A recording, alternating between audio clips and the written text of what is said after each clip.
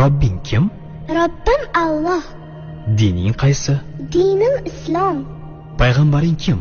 Payg'ambarim Muhammad sallallohu alayhi vasallam. Kitobing qaysi? Kitobim Qur'oni Karim. Tilaging nima? Tilagim iymon. Qiblang qaysi? Qiblam Kabatulloh. Millating qaysi?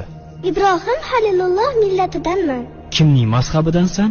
Imom Azam Abu Hanifa mazhabi. Do'stlaring kim? Do'stlarim chahor yorlar. Ular kimlar? Abu Bakr Siddiq, Hazrati Umar, Hazrati Usmon, Hazrati Alidir. Qachondan beri musulmonsan? Al-Misoqdan beri. Al-Misoq nima?